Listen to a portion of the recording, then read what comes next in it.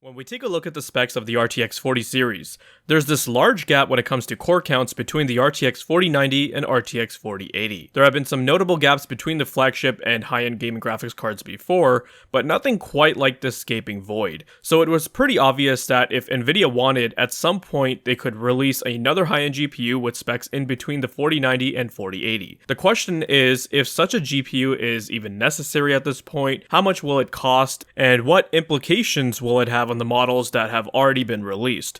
Could we be looking at a potential refresh or price drops? Let's discuss that in this video.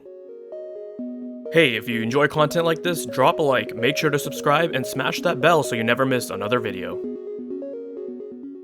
Hey, what is going on guys? Danny here, welcome back to the channel and I hope you've all been doing well. I'll never get over how fast it seems like the years are starting to go by. The RTX 4090 and 4080 have been on the market for about a year at this point, but to me it really doesn't feel like a year has gone by. However, looking back at the GPU market this past year, it unfortunately wasn't too thrilling for PC gamers due to the rising costs of hardware, along with the stagnation in performance and downgrading of specs. Hence, a number of people within the PC gaming tech community are clinging on to a bit of hope that Nvidia may release some sort of RTX 40 series refresh with a price drop and corrected specifications, such as a bump in VRAM and memory bus. I'm just going to tell you guys right now, straight up, that if you're hoping something like this happens, to really just stop. It more than likely will not happen, and you're only going to set yourself up for disappointment. Because thinking about it logically, Nvidia has no real reason or incentive to be doing an RTX 40 series refresh when they don't really have any competition. And for those that will point out the RX 7000 series, trust me, as much hype AMD fans love to generate, the numbers tend to speak for themselves when looking at GPU market share and user reported hardware. With that said, this latest rumor surrounding what could allegedly be an RTX 4080 Ti or Super may just be what some of you guys may have been hoping for. This comes from a user on Twitter, MegaSizeGPU, who states that there will be an RTX 4080 Super or Ti in early 2024, which will be based on 8102 with a TGB below 450 watts in the same price range as the RTX 4080. Furthermore, when asked about VRAM or memory bus configurations, they said that hadn't been decided yet. When it comes to early 2024, one of the biggest events that is going to be happening is CES, so assuming this is going to be happening, then you should expect an announcement during that time. The possibility of a new high-end GPU based on 8102 shouldn't come as a surprise to you. It's why I had shown you guys this old chart from last year because of how large that gap is between the RTX 4080 and 4090 when it comes to core counts. The gap is so large actually that there could be two more GPUs based on 8102 if Nvidia wanted. They could literally have both an RTX 4080 Super and 4080 Ti if they desired. But assuming we're just going to be getting one GPU, I'm betting it's going to be called an RTX 4080 Ti considering we already have a 4070 Ti and 4060 Ti in the lineup. Calling it something else like a 4080 Super would make the lineup look really weird, and I think Nvidia are completely through with the Super branding. Not too long ago, I saw this article that was posted on VideoCard's website showing how someone had gotten a hold of an RTX 3090 Super prototype, but obviously that got canned in favor of an RTX 3090 Ti.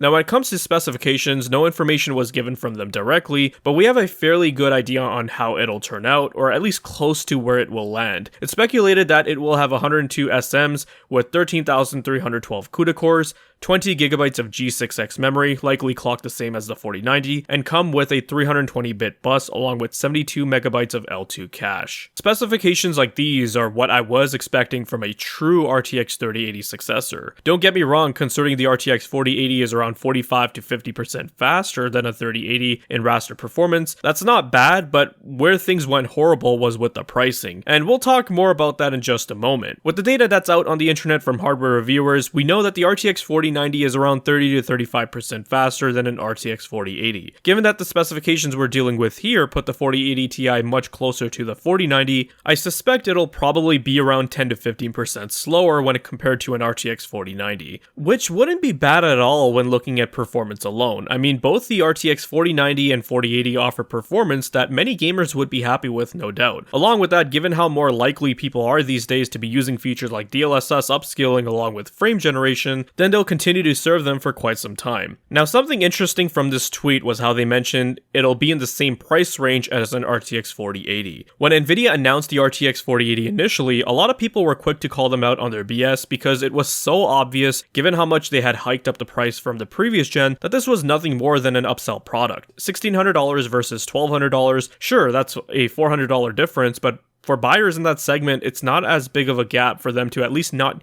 consider the 4090. And that's exactly what ended up happening. Just take a look at the results from the latest Steam hardware surveys. The most popular 40 series GPUs are the 4070 and 4070 Ti. I'm talking about discrete desktop GPUs, so I'm not counting the 4060 laptop GPU. The 4070 Ti was a GPU that wasn't received well by most tech outlets, and while the 4070 was received a bit better, it wasn't anything spectacular. Yet we see how they've become some of the most popular GPUs of this generation and amongst the PC gaming user base. Following the RTX 4070 Ti, we have the RTX 4090, not the 4080. This tells me how much Nvidia's strategy worked for them, because once people got to the 4070 Ti, it was either that GPU or you should just jump up to the 4090. The 4080 is behind the 4090 by a considerable margin, and the 7900 XTX is much further down the list. So yeah, that tells me everything in between the 4090 and the 4070 Ti just wasn't considered by most people. It was pretty clear cut that it was you buy a 4070 Ti or just get the 4090. It'll give you a big performance boost. There's really no point in faffing around with the 4080 or 7900 XTX. And yeah, that strategy, it did work for Nvidia, because $1,200 for the 4080, absolute garbage price. At $900, I think it would have been a lot more sensible. But going back to the topic on hand, what exactly are they referring to here by the same price range as an RTX 4080? Pricing the 4080 Ti at $1,399 would be stupid because, again, people will just buy an RTX 4090 unless we see some sort of price drop for the 4080 down to like $900 and the RTX 4080 Ti comes out at the same price as what the 4080 launched at initially, so $1,200. This is a much more sensible scenario to me. And I can also see this trigger some price corrections for lower end SKUs as well, like the 4070 Ti being dropped down to $699, and we've already seen Nvidia acknowledge the 4070's price drop to $550. As underwhelming as this may seem to the vast majority of you, this still puts the GPU market in a better state than before, but personally I think this is the best we'll get, considering everything we've seen from Nvidia and their attitude towards the gaming market. Along with that, given that there are many rumors floating around alleging AMD isn't going to be competing in the high-end next gen, then Nvidia could completely ride out this for like another few years, and they'll still be totally fine. They might just release a new Blackwell Titan along with a 5090 at obscene prices for those that really want it, but for everyone else, hey, you guys keep turning on that DLSS with frame gen and you'll be fine. Here's some food for thought. What do you guys think would have happened had Nvidia initially launched an RTX 4080 at $900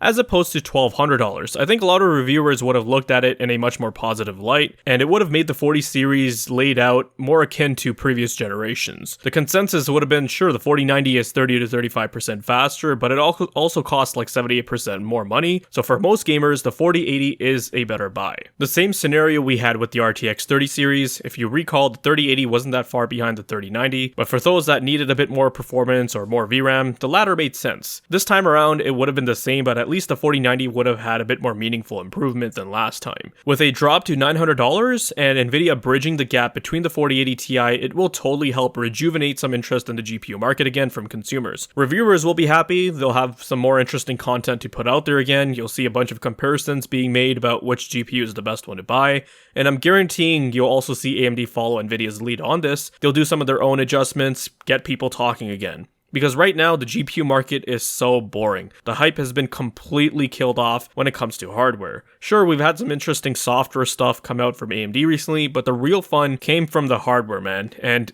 if that's just not there, people aren't going to care. So while hopes of an RTX 40 series refresh with improved specs and a price drop persist, the GPU market's current landscape, dominated by Nvidia with limited competition, may dampen those expectations. However, recent rumors suggest the possibility of an RTX 4080 Ti or Super, aiming to fill the gap between the 4080 and 4090. While details remain scarce, such a release could rejuvenate much needed interest in the GPU market again. Although Nvidia's strategic pricing and positioning decisions have caused some disappointment, a potential mid-range high-performance option might stimulate competition and prompt price adjustments across the product lineup.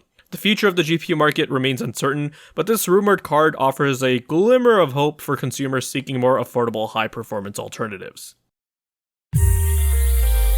If you guys found this video to be informative and entertaining, then leave a like. Let me know your thoughts and comments down below. Be sure to check out the video description for cool links and ways to support the channel, such as using my Amazon affiliate link. And if you're interested in seeing more content like this, then consider subscribing, I'd greatly appreciate it. Thank you guys so much for watching, take care, and I'll see you in the next one.